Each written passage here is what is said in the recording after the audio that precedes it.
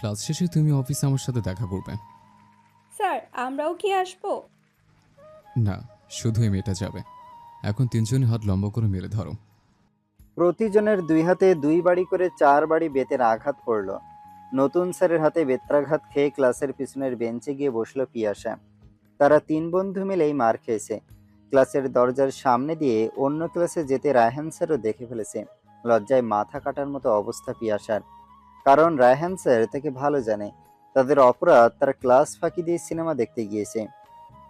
লাউয়ের কচি ডগার মতো সরু হাতের তালুটার দিকে চেয়ে আছে পিয়াসা। লাল হয়ে আসা হাতের তালুর উপরে টপ টপ করে কফটা জল গড়িয়ে পড়ল। হাতের ব্যথার চেয়ে গরম চোখে বলা নতুন স্যারের রুক্ষ কথাগুলো পিয়াসার হৃদয়টাকে বিদীর্ণ করে দিল। ক্লাস ছুটি হয়ে গেছে। দুরু দুরু বক্ষে পিয়াসা অফিসে ঢুকলো। পুরো অফিস ফাঁকা। অন্য স্যাররা চলে গিয়েছে। দেখলো নতুন স্যার বসে আছে গম্ভীর মুখে। স্যার, আসসালামু আলাইকুম। আমাকে আসতে বলেছেন? যদিও পিয়াসা জানে কারণটা, তবু না জানার ভান করলো। নতুন স্যার নিজের হাতের মুঠি থেকে একটি টিস্যু কাগজ বের করলো, মেলে ধরলো পিয়াসার চোখের সামনে। অগ্নি শর্মা দৃষ্টিতে জিজ্ঞেস করলো। এখানে কি লেখা? পড়ো। পিয়াসা নিশ্চুপ, আড়ষ্টভাবে ঠায় দাঁড়িয়েছে টেবিলের একপাশে। কি হলো? পড়ছো না কেন? নাকি অন্ধ? দেখতে পাচ্ছ না? 3 ঘন্টার সিনেমা কিভাবে দেখলে? স্টুপিড মেয়ে কোথাকার। পড়েছি তো স্যার। কই? আমি তো শুনতে পাইনি। শব্দ করে পড়ো, যেন আমি শুনতে পাই। ডুবে ডুবে ভালোবাসি। পিয়াসা নিরুপায় হয়ে বাক্যটি উচ্চারণ করলো ক্ষীণ গলায়। পিয়াসার চোখের দিকে চেয়ে হোয়াট ননসেন্স! পিয়াসা কেঁপে উঠল মুরগির ছানার মতো। হ্যাঁ মেয়ে, তোমার বয়স কত? 16 শেষের দিকে। আমার বয়স কত? জানি না স্যার। তোমার চেয়ে মিনিমাম 10 বছরের সিনিয়র আমি। আর আমার নাম জানো? এখন মনে পড়ছে না স্যার। আইমান শেখ। নামটা মনে রেখো। তোমার এতটুকুন বয়সে এত দুঃসাহস হয় কিভাবে? একজন নতুন টিচারকে প্রেমের প্রপোজাল করা? নির্লজ্জ বেহায়া কোথাকার। স্যার, বিশ্বাস করুন, আমি এটা আপনাকে লিখিনি। এটা একটা সিনেমার নাম। লিখেছি এমনিতে। আপনার থেকে নেওয়া গাইডের ভিতরে বেখেয়ালবশত রাখা হয়ে গিয়েছে। তুমি এখন মিথ্যে বলবে? এটাই স্বাভাবিক। কাল স্কুলে আসতে তোমার বাবাকে নিয়ে আসবে। চাইলে আমি তোমাকে স্কুল থেকে বহিষ্কার করতে পারি, কিন্তু করোনা করলাম তোমাকে, কারণ সামনে এসএসসি পরীক্ষা তোমার। তবে তোমার বাবাকে কিছু কথা জিজ্ঞেস করব, কিভাবে মেয়েকে শিক্ষা দিয়েছে। পিয়াসা থরথর করে কাঁপতে শুরু করলো। এমনভাবে কাঁপছে যেন কচু পাতার উপরে জমে থাকা টলটলে এক বিন্দু জলকণা আলতো টোকাতেই হেলে পড়ে যাবে।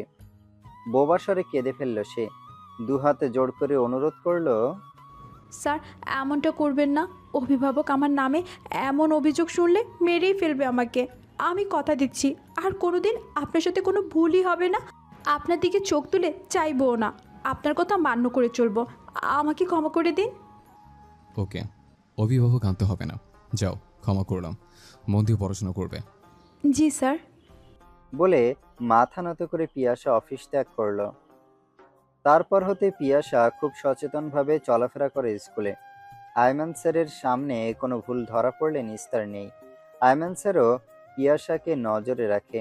ক্লাসে যেমন ভালো কোনো স্টুডেন্ট কোনো শিক্ষকের বিশেষ নজর কাড়ে, তেমনই কোনো বাজে স্বভাবের জন্য নজরে পড়ে। পিয়াসাও তেমনই আয়মান স্যারের নজরে পড়ে গিয়েছে নেতিবাচকভাবে। ভীষণ ভয় পায় আয়মান স্যারকে পিয়াসা। রাজভারী টাইপের লোক, যেমন স্বল্পভাষী তেমনই স্পষ্টবাদী। পরের দিন ক্লাসে গেলে বন্ধুরা তাকে ঘিরে ধরলো স্যার কেন ডেকেছে শোনার জন্য। তাদের চোখে মুখে উদ্বিগ্নতার সাথে কৌতূহল মেশানো। পিয়াসা বানানো কথায় ওদের ভুলালো, নয়তো এই লেজুড় বাহিনীর হাত থেকে তার রক্ষা নেই। দেখতে দেখতে এসএসসি পরীক্ষা শেষ হয়ে গেল। রেজাল্টও দিয়ে দিল। পিয়াসা সহ অন্য বন্ধুরা একই কলেজে ভর্তি হলো। পিয়াসা খুব করে অন্য কলেজে পড়তে চেয়েছে। এই প্রতিষ্ঠানে পড়াশোনা করার তার কোনো ইচ্ছেই নেই। সেই বিচ্ছিন্ন ঘটনা ঘটে যাওয়ার পর হতেই কিন্তু বাসা থেকে তাকে বলে দিয়েছে এত লাভঝাপের দরকার নেই। জজ ব্যারিস্টার তো আর হবে না, সুতরাং এখানেই যেন ইন্টার পাস করে, পরে দেখে শুনে বিয়ে দিয়ে দেবে। অগত্যা এখানেই ভর্তি হতে হলো পিয়াসার। আয়মান স্যার কলেজেও তাদের ক্লাস পেল। পিয়াসা মনে মনে দুঃখ প্রকাশ করে বলল, যেখানে বাঘের ভয় সেখানেই রাত হয়। কি আর করার, পড়েছি কুকুরের হাতে। খানা খেতে হবে একসাথে। আয়মান স্যারের সাথে ক্লাসের অন্যরা যতটুকু কথা বলে বা বলতে হয় পিয়াসা ততটুকুও বলে না। গুটিসুটি হয়ে থাকে স্যারের সামনে গেলে। কলেজে ফার্স্ট ইয়ারের ফাইনাল পরীক্ষা চলছে। একদিন পরীক্ষা শেষে ঝুম বৃষ্টি শুরু হলো। ক্লাসের সবাই চলে যাচ্ছে, পিয়াসা দাঁড়িয়ে আছে। রায়হান স্যার এগিয়ে এসে জিজ্ঞেস করলো, বৃষ্টি থামার অপেক্ষায় আছো? জি স্যার। এখন বর্ষাকাল, ছাতা সাথে রাখতে ভুলে যেও কেন। এর আগেও কয়েকদিন তোমাকে ভিজে দিতে দেখেছি। পিয়াসা মাথা নিচু করে জানালো, বৃষ্টি থেমে গেলে বাসা যাব স্যার, আপনি যান। স্কুল কলেজের সব স্টুডেন্ট চলে গিয়েছে, তুমি একা দাঁড়িয়ে আছো। আমার ছাতার নিচে আসো, তুমি রিক্সা নিলেই আমি চলে যাব। না স্যার, লাগবে না, আমার এসবের অভ্যাস আছে। একটু অপেক্ষা করে ভিজে চলে যাব। আজব তো, ভিজে যাওয়ার দরকার কি? পিয়াসা নিরুত্তর।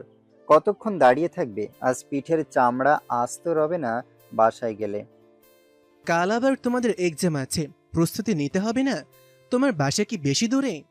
বাসার ঠিকানা বলল পিয়াসা। খুব দূরে নয় তো, আসো বলছি। রায়হান স্যারের জোরাজুরিতে পিয়াসা তার ছাতার নিচে যেতে বাধ্য হলো। বিদ্যালয়ের প্রাঙ্গণ ছেড়ে রাস্তার উপরে উঠল দুজন। প্রবল বৃষ্টির জন্য কোনো রিক্সা নেই। কিছু সময় অপেক্ষা করে একটা রিক্সা পেল। রায়হান স্যার পিয়াসাকে উঠতে বলল। পিয়াসা ভাড়া শুনেই কাচুমাচু শুরু করলো।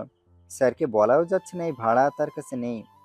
চট করে তার মাথা খেলে গেল। বুদ্ধি করে বলল, স্যার, আমি এই রিক্সা নিয়ে গেলে আপনি কিভাবে যাবেন? এতক্ষণ অপেক্ষা করবেন? তার চেয়ে এই রিক্সাতে উঠুন, আমাকে নামিয়ে দিয়ে আপনি ওই রিক্সায় চলে যেতে পারবেন। শুনে রায়হান খুশি হলেন, বললেন, বাহ, ভালো বললে তুমি। এক ঢিলে দুই পাখি মারা হবে। পিয়াসা রিকশায় জড়সড় হয়ে বসে আছে। বৃষ্টির ছাটে তার মুখ হাত ভিজে যাচ্ছে। রায়হান পকেট থেকে রুমাল বের করে দিয়ে ঘাড় মুখ মুছে ফেলো, ঠান্ডা লেগে যাবে। মাথা নাড়িয়ে পিয়াসা রুমালটা নিল হাতে। একতলা একটা পুরনো বাড়ির সামনে গিয়ে রিকশা থামলো। পিয়াসা স্যারের প্রতি কৃতজ্ঞতা প্রকাশ করে গেটের ভিতরে চলে গেল। মোবাইল বেজে উঠল। রায়হান স্যার রিকশাওয়ালাকে বলল, মামা একটু দাঁড়ান।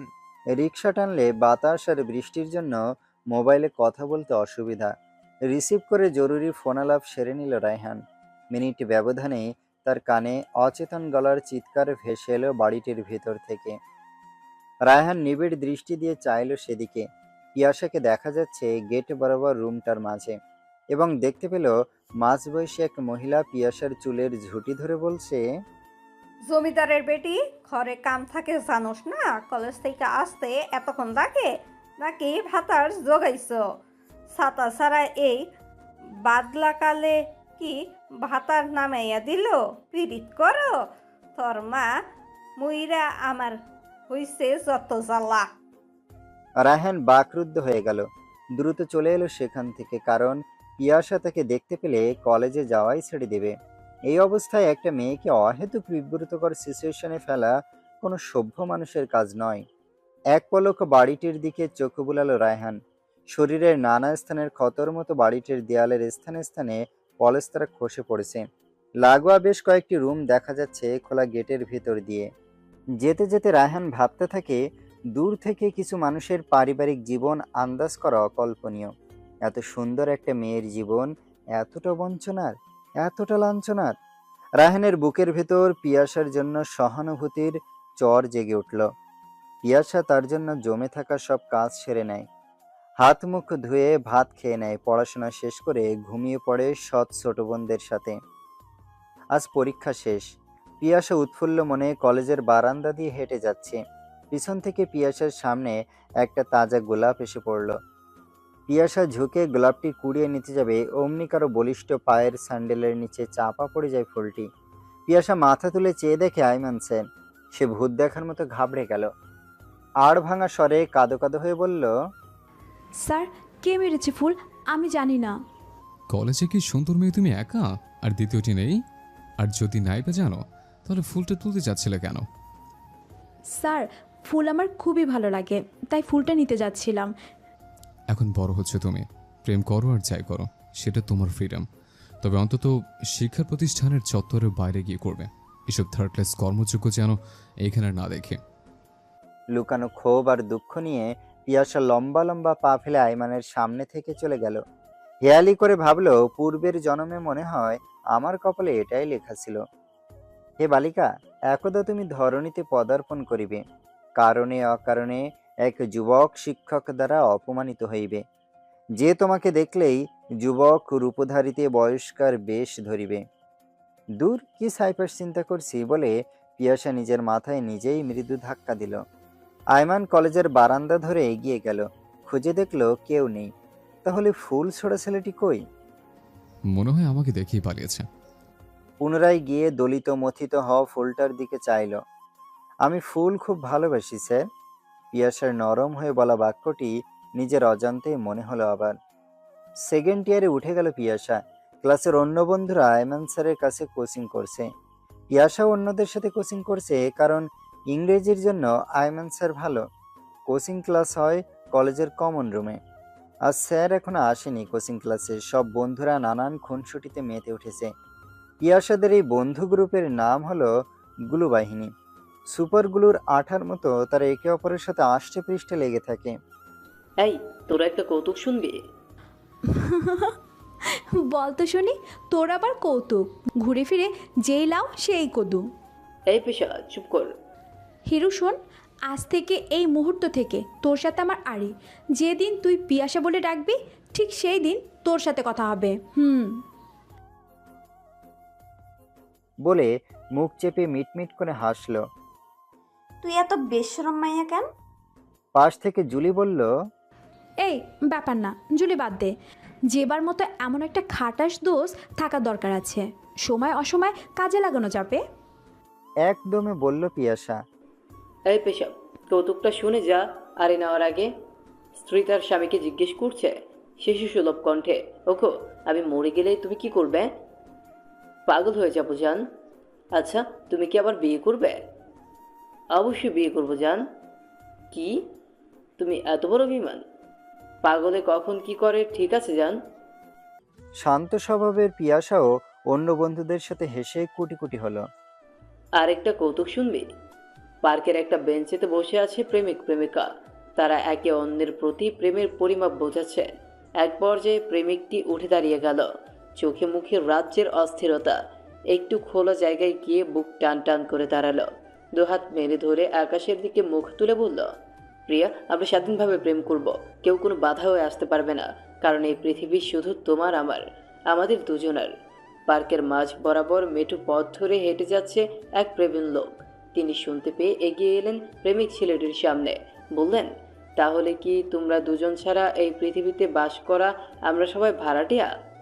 হো হো হো হো করে সব বন্ধুরা উচ্চস্বরে হাসতে লাগলো। জেবা বলল, চরম হইছে এটা। বিনা টিকেটে প্রিয় বিনোদন দিলাম তোদের, আমার দিকে একটু নজর রাখিস তোরা। রাখিস। ফেলটু বই হিরোর দিকে। চোখের পাতা টেনে বলল জুলি। স্মার্ট ছেলেমেয়েরা কি আড্ডাবাজি চলছে?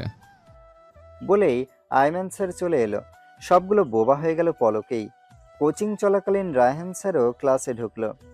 আয়মানের সাথে তার কথা বলার ধরন দেখে ছাত্র হিরণ জিজ্ঞেস করলো, স্যার, আপনারা দুজন মনে হয় ফ্রেন্ড? ও, তোমরা জানো না, রায়হান ও আমি বহুদিনের পুরনো বন্ধু। আমরা দূরের এলাকার হলেও স্কুল, কলেজ, বিশ্ববিদ্যালয়ে একসাথেই শেষ করেছে। বাট আমার লাইফের অবদান বেশি। রায়হান বন্ধু আয়মানের পিঠ চাপড়ে, ও ভালো ছেলে তো, তাই সামান্য কিছুকেই অসামান্য বলতে পারে। মাশা আল্লাহ স্যার, আপনাদের বন্ধুত্বের বাঁধন যেন চির অক্ষর থাকে। তোমার কথায় ফুলচন্দন ফুটুক। জেবাও তুলি কানে কানে ফিসফিসিয়ে কি যেন বলছে। সাহসী মেয়ে তুলি বলেই ফেলল, স্যার বলছে যে কোনো মানুষের বন্ধুত্ব যতই মধুর হোক বা গভীর হোক, কিন্তু নিজের বউ বা বরের ভাগ কেউ দেবে না। খুব দামি কথা বললে তুলি, এটা অসম্ভব। হয়েছে, টপিক চেঞ্জ করো এবার। নির্দেশ দিল আয়মান। সবগুলো নোট খাতায় মনোনিবেশ করলো। রায়হান পিয়াসার দিকে চেয়ে আছে সকরুণ চোখে। সেদিনের পর হতেই পিয়াসার জন্য তার হৃদয়ে একটা সফট কর্নার কাজ করছে। পিয়াসাকে নিয়ে তার মনে শত প্রশ্ন, শত জিজ্ঞাসা, এই যেন এক দুর্নিবার কৌতূহল। কিন্তু কিভাবে জিজ্ঞেস করবে, কি করে প্রসঙ্গ তুলবে, তার কোনো অবলম্বন খুঁজে পাচ্ছে না। পিয়াসা মনে হয় পড়াশোনায় আগের চেয়ে বেশি অমনোযোগী হয়ে উঠেছ। চুপচাপ দেখা যাচ্ছে যে। পিয়াসা এক পলক চোখ তুলে চাইলো রায়হানের দিকে, কিন্তু মুখে কিছুই বলল না। রায়হানও আর কিছুই জিজ্ঞেস করলো না, সবার উদ্দেশ্যে বলল, পরীক্ষার সময় দেখতে দেখতেই ঘনিয়ে আসবে। তোমার কারো কোনো সমস্যা হলেই আইমান স্যারকে ফোন দিবে। আইমান হিরণের খাতায় তার পাবলিক নাম্বার লিখে দিয়ে সবাই নাম্বার নিয়ে রাখো, এনি টাইম ফোন দিতে পারবে। পিয়াসা ছাড়া সবার নাম্বার লিখে নিল। পিয়াসা নাম্বার নিলে না যে? স্বল্পভাষী আইমান দেখেও চুপ করে রইল, কারণ সে জানে তার মতো করে এই মেয়েটাও তাকে পছন্দ করে না, আর না করাটাই স্বাভাবিক, তাই হয়তো নাম্বার নেয়নি। পিয়াসা চুপ হয়েছে। রায়হান যা বোঝার বুঝে নিল, তাই দ্বিতীয় কোনো প্রশ্ন করল না। কোচিং শেষ হয়ে গেলে সবাই একসাথে বের হয়ে গেল। পিয়াসা রায়হানের পিছন পিছন গিয়ে স্যার বলে ডাক দিল। রায়হান পুলকিত হলো মনে মনে, দাঁড়িয়ে গেল। স্যার, আপনার রুমালটা সেই দিন যে দিয়েছিলেন, এই নিন। ও, আমিও ভুলে গিয়েছি। এই সামান্য কিছু ফেরত দিতে হয়, রেখে দাও তুমি। না স্যার, সামান্য হোক কি হয়েছে, জিনিসই তো। আমি ভালো করে ধুয়ে রোদে শুকিয়ে দিয়েছি। আচ্ছা দাও। রুমাল দিলে নাকি ঝগড়া হয়, আমার দাদির মুখে শুনেছি। তবে না ধুইলেই বেশি ভালো হতো। বুঝলাম না স্যার, না ধুইলে বেশি ভালো হতো কেন? রায়হান সল করার আশ্রয় নিল। তুমি কষ্ট করে না ধুইলেও হতো, এটা মিন করেছি। বলেন বলে পিয়াসা মিষ্টি হেসে দিল। রায়হান কৌশলে তার মোবাইল নাম্বার লিখে দিল পিয়াসাকে, বলল, যে কোনো প্রয়োজনে ফোন নয়, শুধু মিসড কল দিলেই হবে। চকিতে বিষম খেল পিয়াসা। বুকের ভেতর খসখসানি শুরু হলো। একজন শিক্ষক এত উপচানা আন্তরিকতা কেন আমার মতো একজন নিরীহ ছাত্রীকে দেখাচ্ছে? কারণ কি? কোনো সমস্যা পিয়াসা? কাচুমাচু করতে করতে জানালো, স্যার, আমার মোবাইল নেই, এই জন্যই আইমান স্যারেরও নাম্বার নেইনি। ও আচ্ছা। আচ্ছা পিয়াসা, তোমার এইম ইন লাইফ বা ক্যারিয়ার নিয়ে কোনো স্বপ্ন আছে কি? পিয়াসা মাথা নিচু করে ধীর গলায় জানালো, স্যার, এইসব বলতে গেলে লম্বা সময় লাগবে, তাই আজ যাই, বাসায় তারা আছে, অন্য একদিন আপনাকে বলবো। রায়হান দেখলো সেদিন দেরি হতেই বেদম মার খেলো সৎ মায়ের হাতে। চট করে নিজের পকেট থেকে একটা মোবাইল বের করে নিল, সিম সহ পিয়াসার দিকে এগিয়ে ধরলো, বলল, আমার 2টা মোবাইল, এটা তুমি রাখো। মুহূর্তেই মুখ মলিন করে ফেললো পিয়াসা। তার আত্মসম্মানে বাঁধলো খুব। এটাকে রায়হান স্যারের দয়া মনে হলো তার কাছে। বলল, না স্যার, প্লিজ, আপনি কেন আমাকে ফোন দিবেন? আরে মেয়ে, দিচ্ছি কই। তুমি ফ্রি টাইমে ঠিক সেই কথাগুলো আমার সাথে শেয়ার করবে যা এখন তুমি বলতে। এরপর আমাকে সেট করে দিবে, কারণ কলেজে আসলে অতিরিক্ত সময় তোমার বা আমার কারোই হচ্ছে না। এবার পিয়াসা অনিচ্ছা সত্ত্বেও মোবাইলটা নিল। রায়হান চলে গেল। পিয়াসা ভাবনার একুল উকুল করেও কোনো সদুত্তর পেল না। রায়হান স্যার এতটা ভালো, এতটা আন্তরিক, নাকি সেদিন আমার দুর্দশাগ্রস্ত জীবন সম্পর্কে স্যার কিছুটা আঁচ করতে পেরেছে? করতে পারাটাই যুক্তিযুক্ত। আর তার জন্যই কি এই অসীম সহানুভূতি? এদিকে কলেজের বারান্দার একপাশে দাঁড়িয়ে পুরো ঘটনা দেখে গেল আইমান। আজ কিছু না বললেও কাল ঠিকই পিয়াসাকে নাজেহাল করতে ভুল করবে না সে। বন্ধু রায়হানকে কিছুই বলবে না সে, কারণ সে জানে পিয়াসায় আস্ত একটা খারাপ মেয়ে। পিয়াসা মোবাইলের সুইচ অফ করে ব্যাগের ভেতরে রাখলো, চলে গেল বাসায়। তাদের বাসায় গেট দিয়ে ঢুকতেই সে যা দেখলো তাতে আটকে গিয়ে চিৎকার দিয়ে উঠল। পিয়াসা থমকে দাঁড়িয়ে যায় বাসার সামনের খালি স্থানে। পুলিশ কেন তাদের বাসার সামনে? ছোটবেলায় চোখের সামনে দেখা একটি বিচ্ছিন্ন ঘটনার পর হতেই পুলিশ দেখলেই পিয়াসা ভীত সন্ত্রস্ত হয়ে যায়। তার আত্মারাম খাঁচা ছেড়ে পালায়। এত মানুষের জটলা কেন তাদের বাসার সামনে? সব বাসার মানুষ তাদের বাসার ভিতরে কেন? পাশের বাসার মিনা আন্টি এসে পিয়াসাকে বুকে চেপে ধরে, টেনে নিয়ে যায় বাসার ভিতরে। তার বাবার নিথর দেহটা মাটিতে পড়ে আছে। পিয়াসা বাবার বুকের উপর আশ্রয় পড়ে। আকাশ মাটি এক করে গলা ফাটিয়ে বিলাপ করে। নানান প্রশ্নবাণে পরিচিত জনদের জর্জরিত করে ফেলে। সবাই চুপ হয়ে নীরবে অশ্রু ফেলছে। পুলিশ থেকে জানায়, আপনার বাবাকে আপনার সৎমা বিষ প্রয়োগে হত্যা করছে। আমরা ফোন পেয়ে এসেছি, যদিও তিনি পুরোদমে অস্বীকার করছে। আমরা ওনাকে থানায় নিয়ে যাচ্ছি, লাশও নিয়ে যাচ্ছি, পোস্টমর্টম হবে। পুলিশ চলে গেলে আশেপাশের মানুষও চলে যায়। সৎ মায়ের বোন এসেছে, সৎ বোন দুটোকে নিয়ে যেতে। পিয়াসা যেখানে নিজেই এতিম অসহায় হয়ে গেল, সেখানে বোনদের কিভাবে নিজের করে রাখবে? সবাই বলাবলি করছে এই মেয়েটার কি হবে এখন, কোথায় যাবে, কে আশ্রয় দিবে এই উঠতি বয়সের মেয়েটাকে? পিয়াসা 9 বছরের সৎ বোন রিয়াকে জিজ্ঞেস করে বাবার মৃত্যুর কারণ। সীমা রিয়ার চেয়ে 3 বছরের বড়। সে সত্যিটা বলবে না, কিন্তু সে জানে রিয়া হুড়হুড় করে যা জানে সব বলে দেবে। ম্যাড়মেড়ে স্বরে জানতে চায়, রিয়া, পুলিশ যে বলল আব্বু কি তোর আম্মু বিষ খাইয়েছে, এটা কি সত্যি বোন? রিয়া কাঁপতে কাঁপতে বোন পিয়াসার হাত ধরে বলল, আপু, তুমি সকালে স্কুলে যাওয়ার পর আম্মু আর আব্বু তোমাকে নিয়ে ঝগড়া লাগছে। আব্বু বলে পিয়াসকে অনেক পড়াশোনা করামু, আম্মু বলে না, কলেজ পাশের পর বিয়া দিয়া দিমু তারে, ওর পেছনে টাকা খরচ করলে আমার দুইটারে কিভাবে পড়ালেখা শেখামু। এভাবে অনেক কথা কাটাকাটির পর আব্বু বলে আমার শরীরে এক বিন্দু রক্ত থাকতে আমার মেয়েকে এত তাড়াতাড়ি বিয়ে দিমু না। আম্মু তখন নিজে নিজে অনেক বকলো তোমাকে। এরপর আব্বু বাইরে চলে যায় নামাজ পড়তে। আসার পর আম্মু ভাত দেয়, ডাল দেয়, আব্বু খেয়ে শুয়ে থাকে। তারপর বলে পেট ব্যথা, বমিও করে দিয়েছিল। মিনা আন্টির জামাই ডাক্তার আনছে, বলে আব্বু নাই। আব্বু? ওই কথাটা না বললেই বেঁচে যেত রে রিয়া। রিয়া পিয়াসার গলা পেঁচিয়ে ধরে, ফ্যাল ফ্যাল চোখে চেয়ে বলে, আপু, আম্মু কবে ছাড়া পাবে? আমাদেরকে ছোট খালা নিয়ে যাবে, তুমি কার কাছে থাকবা?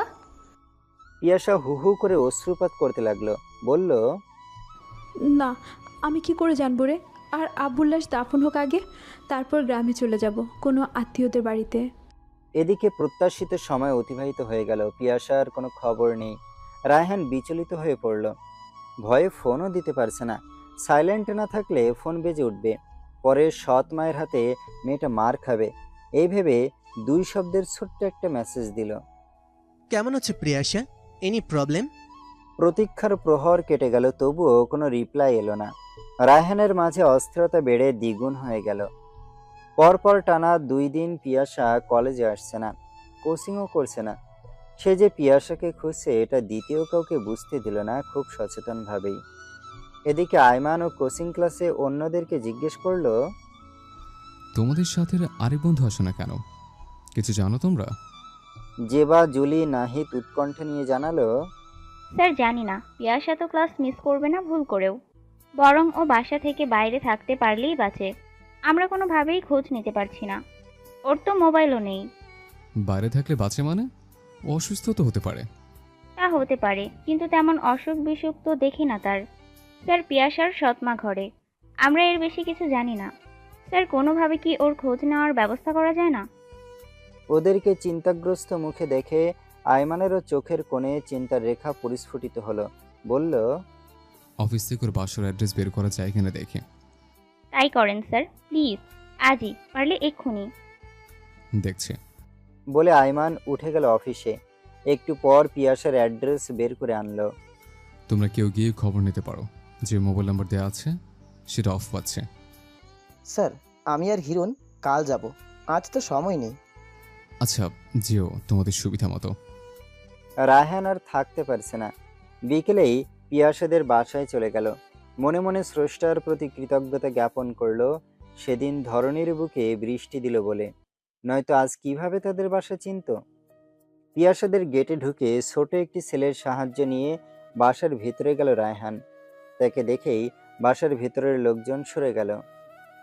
পিয়াসা রায়হানকে দেখেই বিস্মিত হলো, চোখ কপালে তুলে ক্ষীণ স্বরে, স্যার, আপনি? রায়হান থম মেরে গেল পিয়াসাকে দেখেই। অনিমেষ চেয়ে রইল পিয়াসার দিকে। 3 দিন আগেও যে মেয়েটা ছিল প্রাণোচ্ছল সজীব, আজ সেই মেয়েটাকে দেখতে কতটা নিষ্প্রাণ নির্জীব লাগছে। পিয়াসা যেন পুইয়ের কচি ডগার ন্যায় তরতর করে বেড়ে উঠছে, আচমকা ঝড়ে ঝাপটাতে মড়মড় করে ভেঙে পড়েছে। তার কল্পনার ঘোর কাটে, কানে কুকুরের বিদঘুটে ডাক কানে আসতেই। তোমার ফোন বন্ধ, কলেজেও যাচ্ছ না, তাই খবর নিতে এলাম। এসে তো কারণ শুনলাম ওই ছেলেটার কাছে। পিয়াসা ডুকরে কেঁদে উঠল বাবাকে স্মরণ করে। রায়হান তার সামর্থ্য অনুযায়ী পিয়াসাকে সান্ত্বনা দিল। তার খুব ইচ্ছা করছে পিয়াসার মাথায় নির্ভরতার হাতটুকু রাখতে, কিন্তু পরিবেশ পরিস্থিতি অনুকূলে নেই। পিয়াসা রায়হানকে নাস্তা দেওয়ার জন্য আপ্রাণ চেষ্টা করছে তা বুঝতে পেরে রায়হান বলল, পিয়াসা, ফর্মালিটির কোনো প্রয়োজন নেই। আমি এখন উঠি। তোমার এত বড় দুঃসময় আমি কিভাবে কি করতে পারি তাই ভাবছি। কাল কলেজে অবশ্যই আসবে। তুমি মাইন্ড করবে না তো? তোমার হাত খরচের জন্য কিছু টাকা দিতাম। রায়হান চলে যাওয়ার সময় অনুরোধের ভঙ্গিতে বলল, পারলে ফোন অন করে একটু যোগাযোগ করো আমার সাথে, জরুরি কথা আছে। পিয়াসা ক্লান্ত অবসাদগ্রস্ত মুখে মাথা হেলিয়ে মৌনতা প্রকাশ করলো। রায়হান এত সময় কি বলল না বলল তা পিয়াসার তেমন হৃদয়ঙ্গম হলো না। কিভাবেই বা হবে? যে বাবা বুকে পিঠে করে বড় করেছে তাকে, যে বাবা তার জন্য প্রতিবাদ করতে গিয়ে নিজেই বলি হয়ে গেল কারো রোশানলের, সে বাবা তার প্রতিটি নিঃশ্বাসে মিশে আছে। তার পুরো হৃদয়টা জুড়ে তার বাবা। থেমে থেমেই পিয়াসা বাবার জন্য কান্না জুড়ে দিচ্ছে। নিজের নিস্তেজ শরীরটাকে 80 বছরের বৃদ্ধার মতো টেনে টেনে নিয়ে গেল বিছানার উপরে, গায়ে লিয়ে কাত হয়ে পড়ে রইল। মোবাইলটা হাতে নিয়ে নেড়ে চেড়ে আবার বালিশের নিচে রেখে দিল। মিনা আন্টি এসে জোর করে দুলোকমা ভাত মুখে তুলে দিয়েছে। দীর্ঘ সময় ধরে অভুক্ত ছিল পিয়াসা, তাই সামান্য ভাত খাওয়াতেই শরীর ছেড়ে দিল।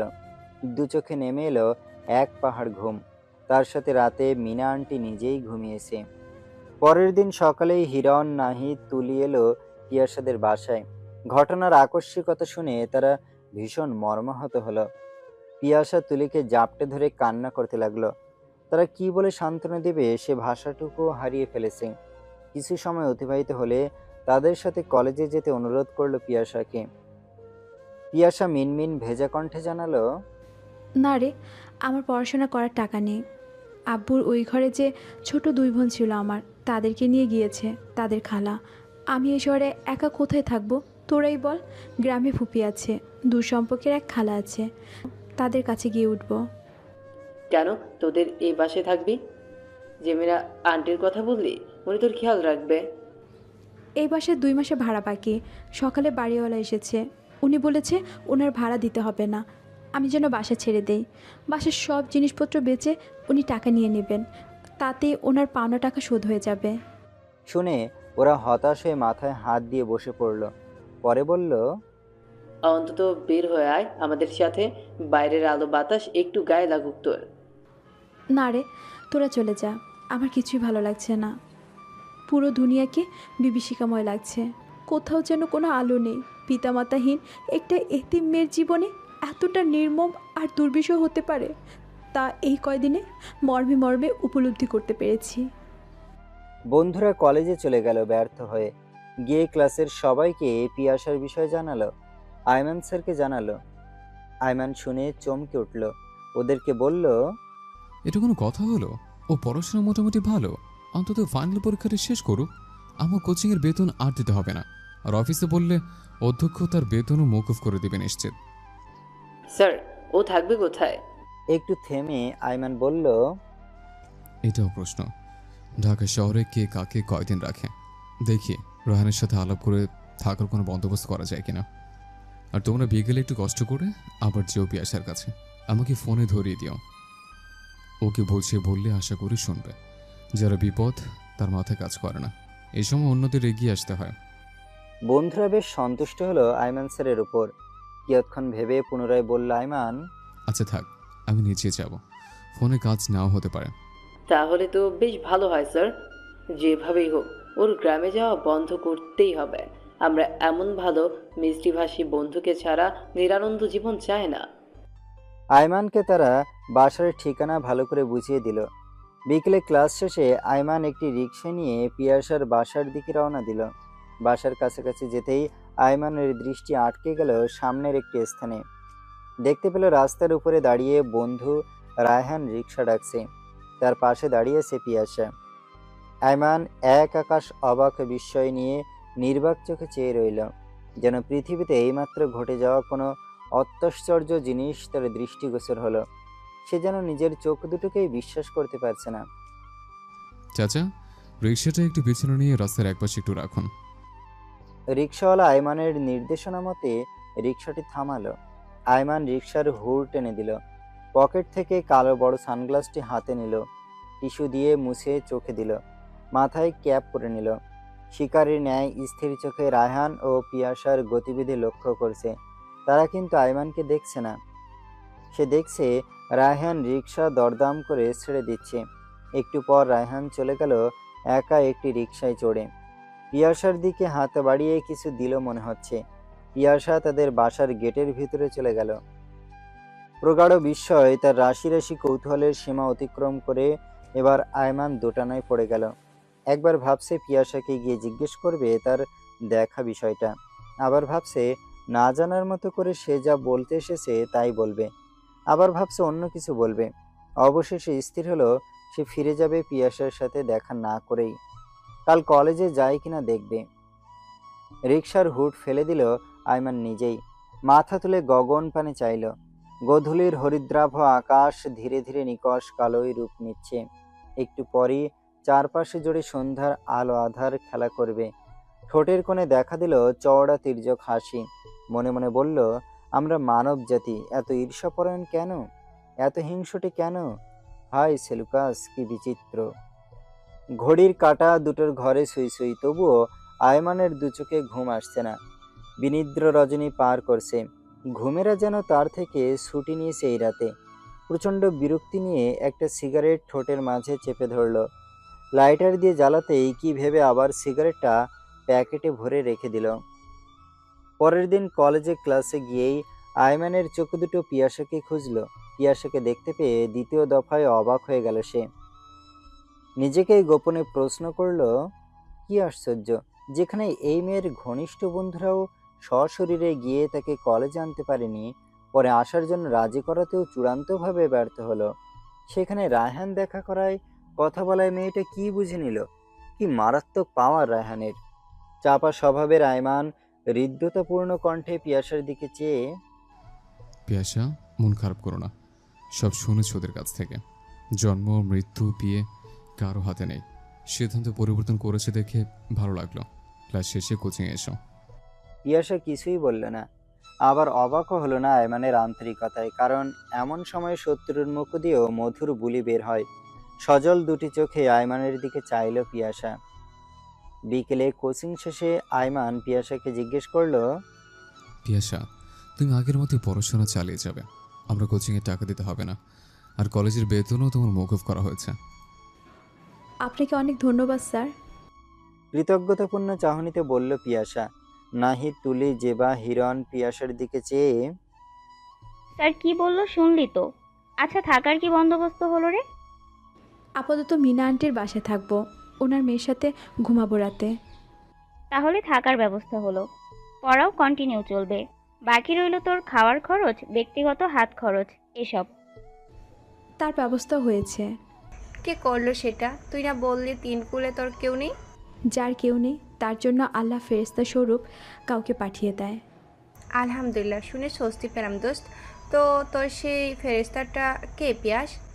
অতি আগ্রহ নিয়ে জানতে চাইল বন্ধুরা। পিয়াসা কৌশলে এড়িয়ে গেল, কারণ রায়হান না করে দিয়েছে তার কথা যেন লুকিয়ে রাখে। এত সময় টেবিলের সামনে চেয়ারে বসে ওদের সব কথা মনোযোগ সহকারে শ্রবণ করল আয়মান। বলল, যাই হোক, তাহলে খুবই ভালো। তবুও তোমার যে কোনো প্রয়োজনে ওদের জানাবে। আমাকেও মন চাইলে জানাতে পারো। পিয়াসার উপরে আয়মানের আর কোনো রাগ বা বিরক্তি নেই, আছে শুধু দুর্বার কৌতূহল। তোর এখন একটা মোবাইল থাকা জরুরি। আমি রাতে ফ্রি হয়ে বিক্রয়.com সেকেন্ড হ্যান্ড সেট দেখব, আর টাকা আমরা সব বন্ধুরা ভাগ করে দিয়ে দিব। তুই চিন্তা করিস না। হিরণ একদম ঠিক বলছে, সেটা ভালো দেখিয়ে নিও। আমিও শরীক হতে চাই তোমাদের সাথে। পিয়াসা ছাড়া ওদের মুখ উজ্জ্বল হয়ে উঠল। তারা স্যারকে আন্তরিক ধন্যবাদ জানালো। পিয়াসা না বলেও পারছে না, পরে শুধু শুধু সবার টাকা যাবে। মোবাইল একটার ব্যবস্থা আছে, তোদের কিনতে হবে না। আব্বু সেটাই আমি ইউজ করব।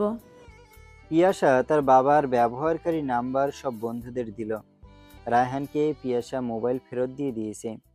তাহলে এবার স্যারের নাম্বারটাও নিয়ে নে, সেটা আছে সাথে? আছে। বলে ব্যাগের ভেতর থেকে মোবাইল বের করলো পিয়াসা। অমনি আয়মান পিয়াসার মোবাইলটা হাতে নিল। টাইপ করতে হবে না, কল দিচ্ছি আমার সেটে, তাহলে নাম্বার 2 সিটে চলে যাবে। স্যার, ফোনে ব্যালেন্স নেই। ও আচ্ছা, তাহলে আমার সেট থেকে কল দিচ্ছি। এই ভিতরে আয়মান ডায়ালের অজুহাতে টুক করে দেখে নিল পিয়াসার রিসিভ লিস্টে রায়হানের মোবাইল নাম্বার। একচোটে ভেবে নিল, তলে তলে এত কিছু, তার মানে জল বহুদূর গড়িয়েছে। রায়হান লুকাচ্ছে কেন আমার থেকে? কিসের ভয়, কিসের এত সংকোচ? আমি না তার বন্ধু? নম্বর বলো তোমার। পিয়াসা নম্বর বলল। আয়মান তার সেট থেকে কল দিয়ে আয়মান স্যার লিখে সেভ করে পিয়াসার হাতে দিল। নিজেও সেভ করে নিল পিয়াসা লিখে। কোচিং শেষ হলে সবাই চলে যায়। আয়মান ভাবে, ধুর, কি ফালতু চিন্তা ভাবনা করছে। রায়হান হয়তো পিয়াসার দুরবস্থা দেখে সহানুভূতির হাত বাড়িয়েছে, একজন শিক্ষক হিসেবে, একজন মানুষ হিসেবে।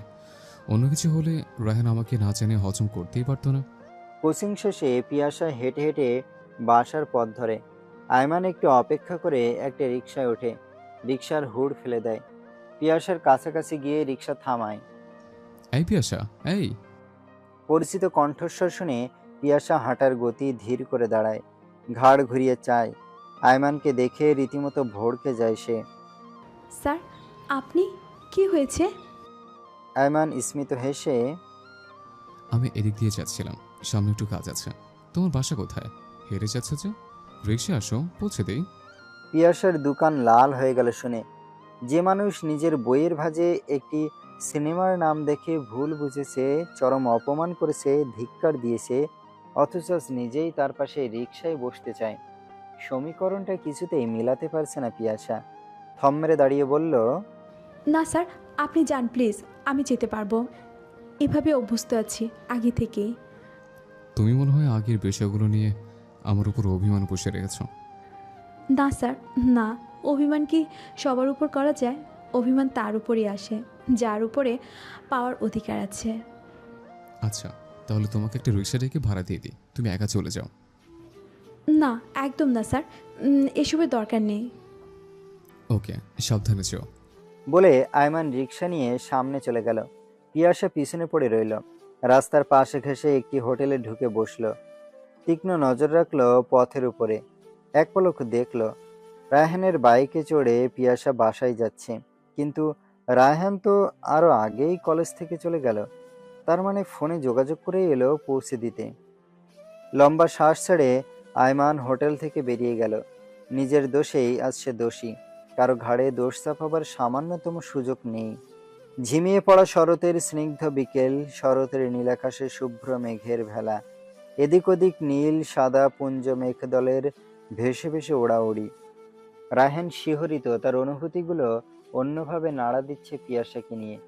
পিয়াসা পড়ে যাওয়ার ভয়ে এক হাত দিয়ে রায়হানের পেট পেঁচিয়ে ধরে বসেছে। রায়হান নিজের শুকিয়ে আসা ঠোঁট দুটিকে জিভ দিয়ে ভিজিয়ে নিল। রায়হান বাতাসের বেগে বাইক নিয়ে অন্যদিকে চলে গেল। আরে স্যার, কোথায় যাচ্ছেন? আমার বাসার পথ ভুলে গেলেন নাকি? রায়হান কোনো রিপ্লাই দিল না। বেশ কিছু দূর চলে গেল। বাইক থামালো। পিয়াসা পাশেই দৃষ্টি মেলে তাকালো। চমৎকার একটি উদ্যান, যার পুরোটা জুড়ে রয়েছে সবুজের বিশাল সমারোহ।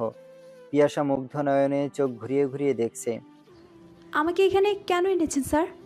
গোল গোল চোখে জানতে চাইল পিয়াসা।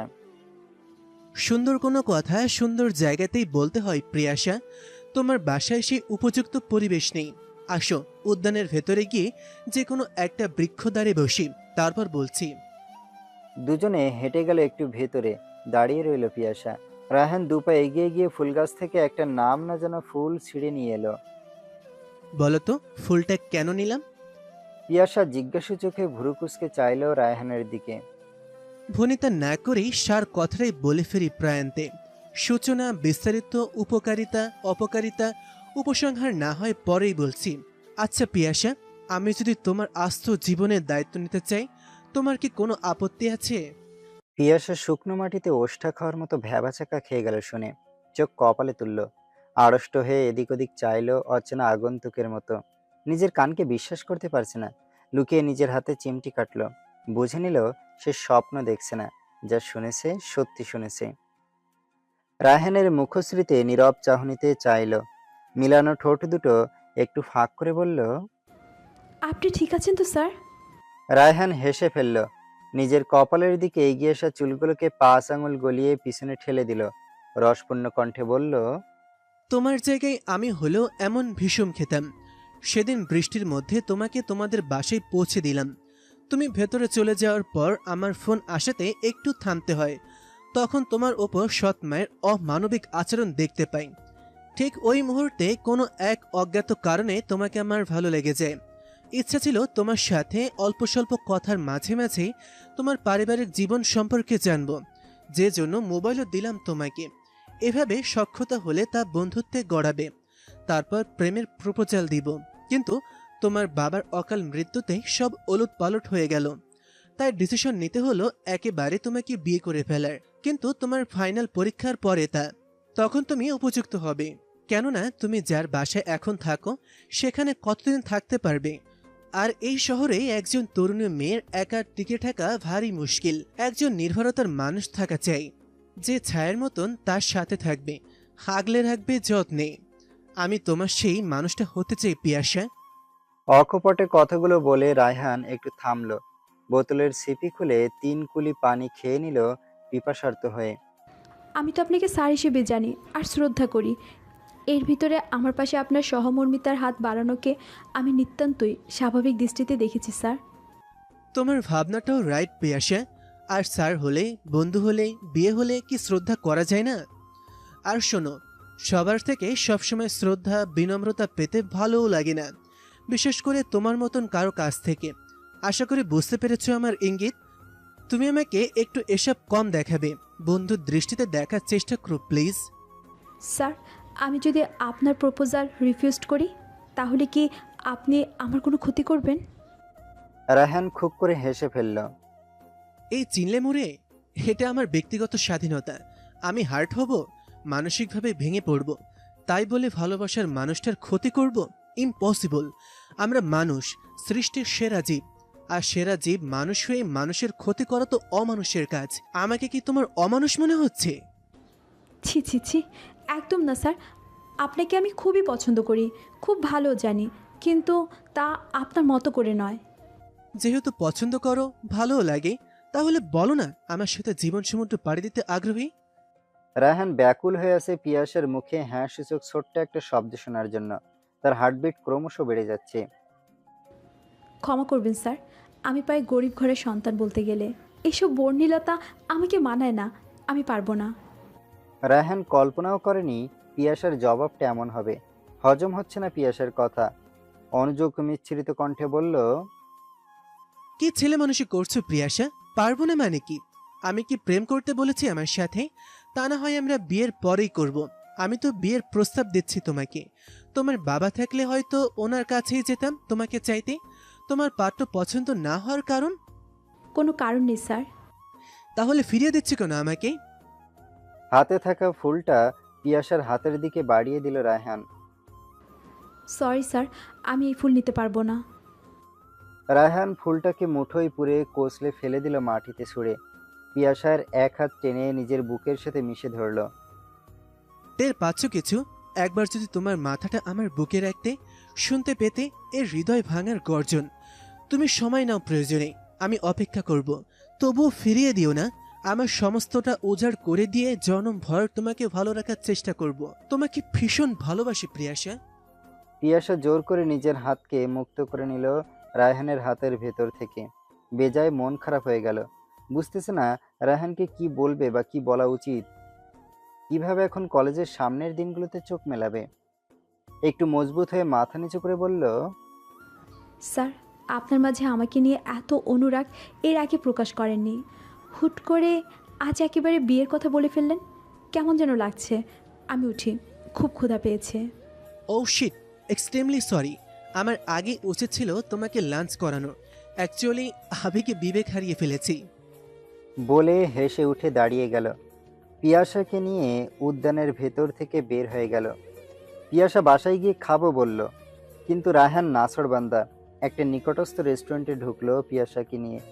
পছন্দের মেনু দিয়ে পিয়াসা পেট পুরে ভাত খেল। পিয়াসা তৃপ্তির ঢেকুর তুলল বহুদিন পর তার প্রিয় কই মাছ ভাজা খেতে পারলো বলে। বাসায় ভাজলে একটা পুরো মাছ কখনোই প্লেটে জুটত না, হয় অর্ধেক নয় শুধু মাথার অংশ ভাগে পেত। পিয়াসাকে বাইকে চড়িয়ে বাসার গেটে নামিয়ে দিল রায়হান। নিবেদিত চোখে চেয়ে বলল, আমাকে ভুল বুঝে যেও না। পিয়াসা নীরব থেকে গেটের ভিতরে চলে গেল। রায়হানের খুব একটা মন খারাপ হলো না। তার বিশ্বাস এখন পিয়াসা পিতৃশোকে আচ্ছন্ন রয়েছে। শোক কাটিয়ে উঠুক, সময় গড়িয়ে যাক। এ ভিতরে চলতে চলতে ভালো না বেসে যাবে কই। এদিকে আয়মান কথা প্রসঙ্গে মা বোনকে পিয়াসার দুরবস্থার কথা জানালো। তার মা বলল, তুই মেয়েটাকে কালকেই আমাদের বাসায় নিয়ে আয়।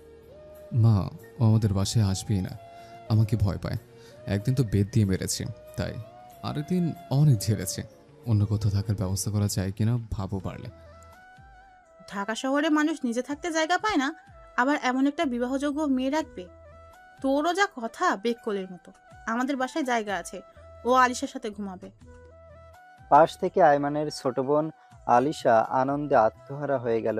বলল, আম্মু, আমি একটা বন্ধু পাবো, আবু পাবো, আর বোর হব না এই একলা বাসায়। আচ্ছা, আগে আমি ওকে বলে রাজি করাতে পারি কিনা দেখি। ওর আবার টনটনে মর্যাদা বোধ। পিয়াসাকে নিয়ে আয়মান সারাদিন অনেক ভাবল। বললে যদি হিতে বিপরীত কিছু ঘটে, তার চেয়ে ও ওর মতোই থাকাই ঢের।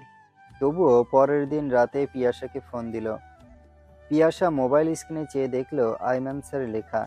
অবাক হয়ে চোখের পাতা ভাঁজ করলো পিয়াসা।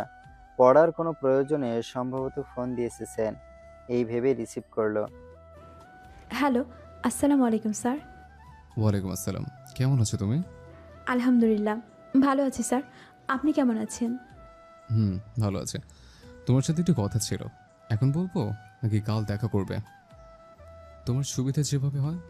স্যার, পড়ার বিষয় হলে তো এখানেই বলতে পারেন। না, অন্য বিষয়। তাহলে কাল আমি সময় সুযোগ করে দেখা করব স্যার। এখন কথা বলতে আমার সমস্যা, শুয়ে গিয়েছি। ওকে, ঘুম ভালো হোক। আয়মান ফোন রাখলো। পিয়াসার ফোনের কণ্ঠ এত মিষ্টি, ও মাই গড ভেবেই রোমাঞ্চিত হলো আয়মান।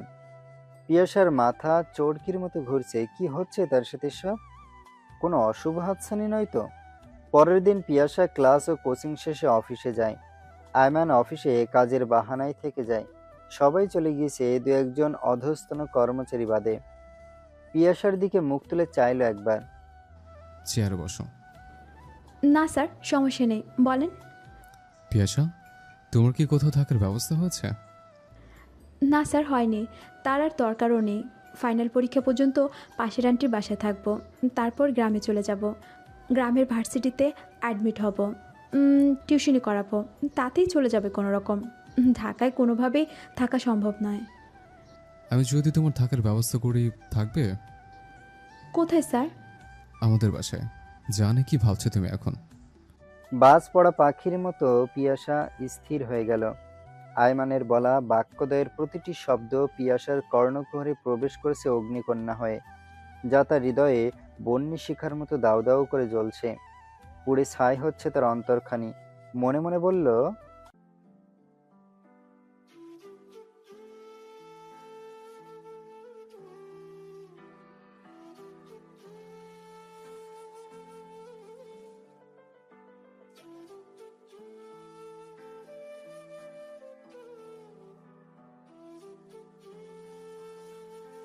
পিয়াসার আখিকোণ ছলছল করে উঠল। আয়মান ফের পিয়াসা বলে ডাক দিল। পিয়াসা সম্বিত ফিরে পেল। আরক্ত দুটি চোখে একবার তাকালো আয়মানের দিকে। আপত্তি আমাদের বাসায় থাকতে? আপত্তি হওয়াটা কি স্বাভাবিক নয় স্যার? আয়মান আর বিশেষ ঘাটালো না পিয়াসাকে। বেহায়াপনা তার অপছন্দ। ওকে, তুমি তোমার মতো করে থাকো। ভুল বুঝলে বউটো বুঝলে কি বা করার আছে? আয়মান জেনে বুঝে রায়হানের প্রসঙ্গ তুলল না। চলে যাও পিয়াসা। পিয়াসা পা ঘুরিয়ে বের হয়ে গেল অফিস থেকে। আয়মান পিয়াসার পিছন পানে নিষ্পলক চোখে চেয়ে রইল। তার মাসখানেক পরে এক বিকেলে আয়মান কলেজের পাশের মার্কেটে একটি গহনার দোকানে গেল। উদ্দেশ্য সপ্তাহ আগে বানাতে দেওয়া ছোট বোনের কানের দুল জোড়া নিতে হবে। দোকানের কাছাকাছি হতে দেখতে পেল সে দোকান থেকে বেরিয়ে যাচ্ছে পিয়াসা। সে আয়মানকে দেখেনি, আয়মানও তাকে ডাকেনি। কৌতূহলবশত আয়মান দোকানের ম্যানেজারকে জিজ্ঞেস করলো, যে মেয়েটি এখন বেরিয়ে গেল, সে কেন এলো? এক জোড়া কানের দুল বিক্রি করলো। কেন ভাই, আপনি চেনেন নাকি তাকে? দোকানদারকে বিশ্বাসযোগ্য কিছু বলতে হবে, নয়তো কি না কি ভেবে বসে থাকে। মেয়েটি আমার ঘনিষ্ঠজন। দুল জোড়া দেখান তো দেখি। সে পুরনো একটি বক্স থেকে বের করে দিল পিয়াসার থেকে কেনা কানের দুল জোড়া। বলল, বুঝলাম না ভাই, বলেছেন ঘনিষ্ঠ জন, অথচ তার দুঃসময়ে পাশে নেই। আমরা যেন তাকে ঠকাই না। এটার জন্য কত অনুনয় করে কান্নারত কণ্ঠে বলল, এই দুল তার মৃত বাবার দেওয়া। আয়মান দুলজোড়া দেখে চিনল। পিয়াসার কানে এতদিন এই দুলজোড়া ছিল। বেশ মানাতো তাকে এই দুলজোড়াতে। আচ্ছা, আপনারা কত টাকা দিয়েছেন তাকে? তারা সোনা কতটুকু ছিল এবং কত মূল্য দিল জানালো আয়মানকে। আয়মান মানিব্যাগ থেকে 10,000 টাকায় ম্যানেজারের হাতে দিয়ে বলল, বাকিটা কাল দিয়ে দিব, সমস্যা আছে? আর এটাকে ওয়াশ করে নতুন একটি সুন্দর বক্সে দেন। আরে কিসের সমস্যা ভাই, আপনি আমাদের চেনা কাস্টমার, একটু 5 মিনিট বসেন। আয়মান ভাবে গরিব আর মধ্যবিত্তের সম্বল ওই আত্মসম্মানটুকুই। তাই এই সম্মানকে বিকিয়ে দিয়ে তারা চলতে পারে না, বাঁচতে পারে না। নয়তো সেদিন আমাদের বাসায় থাকার কথা বলতেই বিনা দ্বিধায় রাজি হয়ে যেত পিয়াসা। ভাইজান নেন, 2 জোড়াই রেডি। আয়মান বাসায় গিয়ে আলিশার হাতে তার দুল দিয়ে দেয়। পিয়াসার দুল জোড়া নিজের রুমের আলমারির ড্রয়ারে অতি সাবধানে রেখে দেয়। চাবি দিয়ে বন্ধ করে ফেলে। এই ড্রয়ারে তার ব্যক্তিগত সব কিছু থাকে। সেই রাতেই রায়হান আয়মানকে ফোন দিয়ে পিয়াসার কথা জানায়। জানতে চায়, কি বলিস দোস্ত, ঠকবো নাকি প্রিয়াসাকে বিয়ে করলে? আয়মান গ্লাস থেকে পানি খেল। তার মাঝে কোনো ভাবান্তর হলো না। যে কোনো পরিস্থিতিতে নিজেকে নিয়ন্ত্রণ করার অসীম ক্ষমতা তার। অন্যদিকে খুব চাপা স্বভাবের ও ব্যক্তিত্ববান পুরুষ আয়মান। চট করে না বলা কথাগুলো ও বলতে পারে না, না পারে নিজের মনের ভাব প্রকাশ করতে। ছোটবেলায় যখন বাবাকে হারিয়েছে, দেখেছে এই দোতলা বাড়িটার ভাড়া দিয়ে মা কোনো মতে হিসেব করে করে 2 ভাই বোনকে বড় করেছে, পড়াশোনা করিয়েছে। অতিরিক্ত চাওয়া পাওয়াকে জলাঞ্জলি দিয়ে দেওয়ার অভ্যেসটা বেশ রপ্ত হয়ে গিয়েছে তার। এখন আস্তে আস্তে তাদের সংসারে সচ্ছলতা ফিরে এসেছে। মা বোনকে নিয়ে সে ভালোই আছে। জীবনের নানা ঘাত প্রতিঘাতে প্রেম ভালোবাসা অধরাই থেকে গেল তার জীবনে। সবার জন্য সবকিছু নয়, এই নীতিতে আয়মান বিশ্বাসী। ফোনের ওপাশ থেকে হাসির শব্দ ভেসে এলো রায়হানের কানে। শুনতে পেল আয়মান বলছে, একদম ঠকবি না, ভালো থাকবি তুই। কিন্তু তোর পরিবার কি মেনে নেবে? আঙ্কেল, আন্টি, তোর বড় ভাই, বাকি সবাই? অপরদিকে পিয়াসা তো রাজি নয় বললে, তাহলে? রায়হান একটু চুপ থেকে, পিয়াসা 2-4 মাস গেলে রাজি হয়ে যাবে।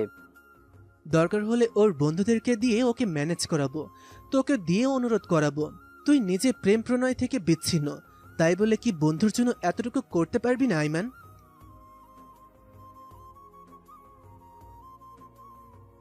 হাজারবার পারবো রায়হান, আমি আমার সর্বস্ব দিয়ে তাকে পজিটিভ করার চেষ্টা করব। এই না হলে আমার প্রাণের বন্ধু, কিন্তু আমার বাসায় রাজি করানোটাই হলো হিমালয় জয়ের মতন কঠিন। এইটাই তো এখন বড় চিন্তার বিষয়। আচ্ছা রাখি রে, good night. Good night Raihan, আগাম অভিনন্দন তোকে। মৃদু হেসে মোবাইল রেখে দিল। গভীর রাত, ঘুম আসছে না। সবকিছু কেমন যেন ধোঁয়াশা লাগছে, এলোমেলো লাগছে। আয়মান তার ডায়েরিটাও ভেতরে থাকা নীল কালির কলমটা হাতে নিল। যেহেতু তার একাডেমিক বিষয় ছিল ইংরেজি সাহিত্য, তাই কবিতা গান লেখার প্রতিও ঝোঁক রয়েছে কিছুটা। আর ইংরেজি কবিতাগুলো বাংলায় অনুবাদ করতে বেশ পছন্দ করে আয়মান। কেমনে তুমি আমি ভালোবাসি, কতভাবে আমি তোমায় ভালোবাসি, আমায় গণনা করতে দাও। আমি তোমাকে ভালোবাসি গভীরতায়, প্রশস্ততায় এবং উচ্চতায়। আমার হৃদয়ে পৌঁছাতে পারে মোহ যখন তিরোহিত। আমি তোমায় ভালোবাসি প্রতিদিনের অতি গোপন প্রয়োজনে, রাতে এবং দিনে। আমি তোমায় মুক্তভাবে ভালোবাসি। আমি শুধুমাত্র তোমায় ভালোবাসি। আমি তোমায় ভালোবাসি প্রতিটি নিঃশ্বাসে, হাসিতে, কান্নায়, জীবনের সব কিছু দিয়ে। এবং ঈশ্বর যদি চায়, মৃত্যুর পরও আমি তোমায় আরও ভালোবাসবো। এভাবে ইংরেজ কবি এলিজাবেথ ব্যারেট ব্রাউনিং এর কবিতা হাউ ডু আই লাভ থির কিছু কিছুর চরণ অনুবাদ করে লিখল। বার কয়েক পড়ল। আপন মনে নিজের উপর ক্রুর হাসি হাসল। কল্পনা করলো এক ঝলক। জীবন কি কেবলই নীল বিষাদের, নাকি রাশি রাশি শূন্যতা আর হাহাকারের ঝাঁপি বয়ে বেড়ানো? কি অদ্ভুত খারাপ লাগছে আমার। রাতটাকে এত নিষ্ঠুর মনে হচ্ছে কেন? এই ভিতরে আয়মান নিজে থেকে অতিরিক্ত একটি বাক্যালাপও করেনি পিয়াসার সাথে। রায়হানের বিষয় নিয়েও তার কোনো মাথা ব্যথা নেই। সবাই সবার মতো চলুক, আনন্দে থাকুক। রায়হান পিয়াসাকে রোজ ফোন দেয়, নানান গল্পগুজব করতে চায়। পিয়াসা 2-4 বাক্য বলেই অনেক সুতোই ফোন কেটে দেয়। সম্ভবপর অনুযায়ী দূরত্ব বজায় রেখে চলে। রায়হান এসব গায়ে মাখে না। একদিন ক্লাসে কথা প্রসঙ্গে পিয়াসা তাদের সুপারগ্লু বাহিনীর সাথে রায়হানের বিষয় শেয়ার করলো। তারা পুলকিত হলো, তাকে মোটিভেট করতে লাগলো রাজি হওয়ার জন্য। নাহিদ বলল, দেখ পিউ, পাখি, মেয়ে যেহেতু হয়েছিস, বিয়ে তো কাউকে না কাউকে করতেই হবে। রায়হান স্যার টুকটাও হলেও তোর পাশে থেকেছে, তোর ভরসা মতে উদারতার হাত প্রসারিত করেছে, সুতরাং মালা তার গলায় দেওয়াই উচিত। কি বলো গাইস? হ হ, ঠিক ঠিক বলে সবগুলো টেবিল চাপড়াতে লাগলো।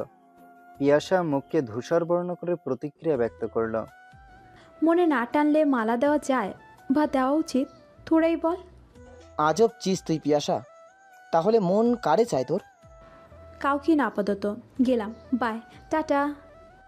বলে পিয়াসা উঠে চলে গেল। পিছন দিয়ে তারা নানা দুষ্টুমিতে মেতে উঠল। তুলি ঠোঁট বাঁকিয়ে বলে, আমার কেন কোনো ছাড় পছন্দ করে না। ছাত্রীর প্রণয়ের প্রতি আমার দুর্বলতা সেই প্রাগৈতিহাস কাল হইতে। ছাত্রী লাজুক লাজুক বদনে পড়ার নোট করবে, ছাড়ের রোমাঞ্চকর দৃষ্টিতে ছাত্রীকে দেখবে, আবার চোখাচোখি হবে, একটু আঙ্গুলে আঙ্গুলে মৃদু ঘর্ষণ হবে, সেখান থেকে বিদ্যুৎ উৎপত্তি হবে। সেই তাপ প্রবাহিত হলে সমান্তরালভাবে দুটো হৃদয়ই ঢলে পড়বে। চাহা হে তুস্কো চাহঙ্গা হামত মান ছবির এই গান গাইতে খুন হবে দুজনে। বাকিরা ভ্রুকুটি নজরে হাঁ হয়ে চেয়ে রইল তুলির দিকে। আইমান স্যারকে ভালো লাগে, কিন্তু স্যার যেন একটা মেশিন, রসকসীন মানব। কি যে অপ্ররোধ্য আকর্ষণ লাগে আইমান স্যারকে। উফ, গাল ভরা খোঁচা খোঁচা দাড়ি, উডু উডু ঘন কেশ, হাঁটা কি সুন্দর, জাস্ট ওয়াও। রায়হান স্যারও কি কম নাকি? দেখতে দেখতে সময় গড়ালো। পিয়াসার ইন্টার পরীক্ষা শেষ হয়ে গেল। রায়হান ও আয়মান দুজন দুজনের মতো করে পিয়াসার পরীক্ষার বিশেষ খোঁজ খবর রাখলো। রায়হান অনেকভাবেই পিয়াসাকে হেল্প করতে চাইলো, কিন্তু পিয়াসা কোনো হেল্পই আর নিল না তার থেকে। যাকে ভালোবাসতে হৃদয় সায় দেয় না, শুধু শুধু তার দান নিয়ে নিজেকে ঋণী করে রাখা একদম অনুচিত। এতে দাতার প্রত্যাশার পাল্লা ক্রমশ মজবুত হতে থাকবে। রায়হান আয়মানকে বলল পিয়াসাকে ফোন দিয়ে যেন বোঝায় একটু জোর চেষ্টা দিয়েই। আয়মান পিয়াসাকে ফোন দিল, কিন্তু সুইচ অফ। পরের দিন ও ফোন বন্ধ পেল। একটু চিন্তাগ্রস্ত হয়ে বিকেলেই পিয়াসার বাসায় গেল। খোঁজ নিয়ে মিনা আন্টির বাসায় ঢুকলো পিয়াসার কলেজের শিক্ষক পরিচয় দিয়ে। তিনি হতাশ নয়নে ব্যথিত হয়ে জানালেন, স্যার, আমি যে কি বিপদে আছি এই মেয়েটারে নিয়ে। পরশু আত্মহত্যা করতে গেছিল, অল্পের জন্য বেঁচে যায়, কখন কি করে বসে ঠিক নাই। অনেক অসুখ এখন, পেছনের রুমে মাটিতে মরার মতো পড়ে আছে। আয়মান চমকে গেল শুনে। তার মাকে ফোন দিয়ে সব জানালো। তার মা বলল, আয়মান মিনা আন্টির অনুমতিক্রমে বাইরে গিয়ে একটা সিএনজি ঠিক করে এনে গেটে দাঁড় করালো। মিনা আন্টি পিয়াসার সব কাপড় চোপড় গুছিয়ে একটি ব্যাগে ভরে গেট পর্যন্ত এগিয়ে দিলেন। আয়মান পাজাকোলা করে পিয়াসাকে নিয়ে সিএনজিতে উঠে বসলো।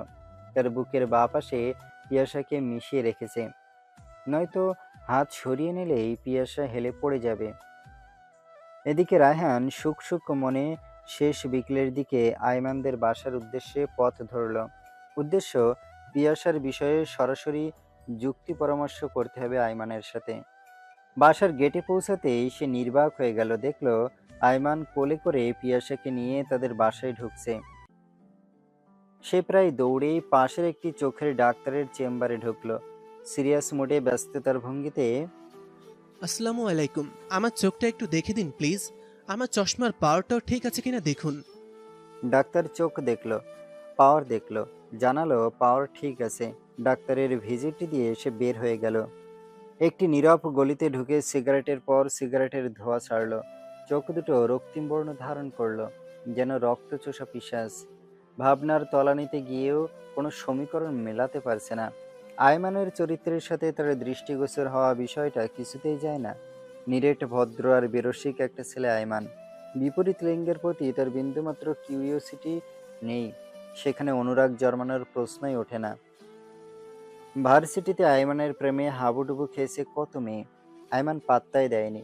তাদের আবেগকে বাষ্পের মতো উড়িয়ে দিয়েছে। সেই আইমান পিয়াসাকে ভালোবাসে, ভাবাই যায় না। সে নিজেই দেখেছে এই পিয়াসাকে আইমান কি কঠিনভাবে বেত্রাঘাত করেছে। দু চারটা মানুষের রক্ত ঝরাতে পারলে রায়হান নিজেকে দমাতে পারত এখন। আইমানের উপর ভিতরে ভিতরে ফুঁসে উঠছে সমুদ্রের উত্তাল ঢেউয়ের মতো। এভাবে বেশ কিছু সময় পার হয়ে গেল। আইমান পিয়াসাকে নিয়ে ঢুকলো আলিশার রুমে। কোল থেকে খাটে বিছানার উপর শোয়ালো। তার মা ছুটে এলো। সে দ্রুত পায়ে নিজের রুমে চলে গেল। ভিতর থেকে দরজা বন্ধ করে দিল। ধপাস করে বিছানার মাঝ বরাবর পড়ল। উপুড় হয়ে আছে, বিরতিহীনভাবে শ্বাস ওঠানামা করছে। এক অজানা অচেনা পুলক জাগানিয়া রোমাঞ্চকর অনুভূতি তাকে গ্রাস করে ফেলছে। জীবনের আগে কখনোই তার হৃদয়ে কাউকে নিয়ে এমন অনুভূতির উদয় হয়নি, না হওয়ারই কথা। এর আগে বাইরের কোনো মেয়েকে সে ভুলক্রমে স্পর্শ করেনি, অথচ আজ একটি যুবতী মেয়েকে তার কোলে তুলে নিতে হলো। পড়ে যাবে করে কাঁধ ও বুকের সাথে মিশিয়ে নিতে হলো, পিঠের উপরে হাত দিয়ে রাখতে হলো। ঘরে চলে যাচ্ছে আইমান। কেমন বোহেমিয়ান মনে হচ্ছে নিজেকে তার কাছে। আবার খানিক সংকোচও লাগছে। না, তাকে এত বিবশ হলে চলবে না, কারণ পিয়াসা তার বন্ধুর প্রেম, হবু লাইফ পার্টনার। তার রুমের দরজায় ঠক ঠক শব্দ হচ্ছে। অসহনীয় বিরক্তি নিয়ে উঠে দাঁড়ালো। দরজা খুলতেই দেখে রায়হান। অবাক হলো না, কারণ রায়হান প্রায় তাদের বাসায় আসে বহু আগে থেকেই। কিরে, দরজা বন্ধ কেন তোর? সতেজ প্রাণময় চাহনিতে জিজ্ঞেস করলো রায়হান। আইমান নিজেকে স্বাভাবিক করে নিল আগেই। বলল, না, শরীর ছেড়ে দিয়েছে, তাই একটু রেস্ট নিচ্ছে। তোর প্রেম আলিশার রুমে, দেখেছিস? না, এখনো যাইনি। যাব, আলিশার কাছে ডিটেলস শুনেছি। তারা তো জানে না, তোর জন্যই গিয়েছে আর আনতে হলো। তুই বললি ফোন দিতে, বারবার দিয়েও পাইনি। পরে তোর কথা ভেবেই খোঁজ নিতে গেলাম। গিয়ে দেখি অনেক অসুস্থ। মাকে জানালাম, সব শুনে মা বলল বাসায় নিয়ে আসতে। সুইসাইডের কথাটা আইমান লুকালো রায়হানের কাছে। রায়হানের কোনো অভিযোগ নেই আইমানের উপর। ভুল বোঝার ঘেরাটোপ থেকে নিজেকে মুক্ত করে নিল। হাসি মুখে বলল, খুব উপকার করেছিস দোস্ত। তোদের বাসায় যখন তখন আসতে পারবো প্রিয়াসার কাছে, কিন্তু সে যেখানে থাকতো সেখানে বারবার গেলে সবাই মাইন্ড করত। স্ট্রেঞ্জ, তাতে কি? তুই তো ওকে বিয়ে করতে যাচ্ছিস। তা ঠিক, তবুও বাসার সাইডটাও এখনো পজিটিভ করতে পারিনি। এর আগে পিয়াসার দিকটা শতভাগ নিশ্চিত হই, পরে বাসার দিকটা দেখছি। ওকে, যেভাবে সুবিধা মনে করিস তাই কর। এখন এলি কেন সেটা বল। এই পিয়াসার বিষয়ে আলাপ করতে। তবে এখন যেহেতু তোদের বাসায় আছি, সমস্যা নেই। আমি তার সাথে আরেক দফা বৈঠকে বসবো। বলে রায়হান হেসে ফেলল। এখন পিয়াসার কাছে যা তুই, বলল আইমান। রায়হান উঠে গেল পিয়াসার কাছে। পাশে আইমানের মা ও আলিশাও ছিল বসা। পিয়াসা, এখন একটু আরাম বোধ করছো?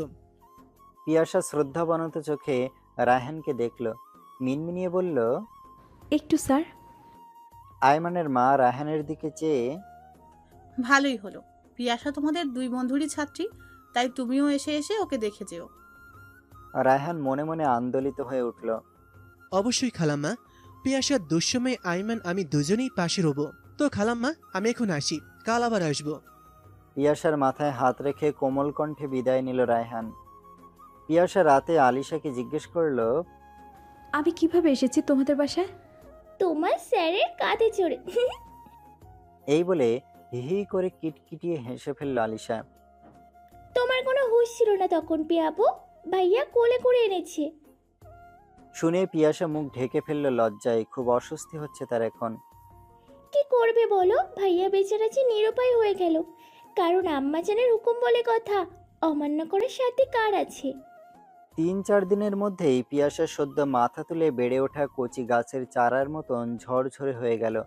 আলিশার সাথে বন্ধুত্ব হয়ে গেল, তার মায়ের সাথেও সখ্যতা হয়ে গেল। এই ভিতরে আইমান পিয়াসার সাথে দেখাও করেনি, কথাও বলেনি। এতে পিয়াসার বেশ দুঃখবোধ হলো। ধরে নিল, আইমান স্যার আসলে আমাকে পছন্দ করে না, মানবিকতার জায়গা থেকে বাসায় এনেছে সুস্থ করার জন্য, কিন্তু আর একটা বড় সামনে এলো না। অথচ রায়হান স্যার রোজ ফোন করে খবর নিত, বাসায় এসে দেখে যেত। মিছে মিছে অন্যের দয়া এই বাসায় থাকার মানেই হয় না।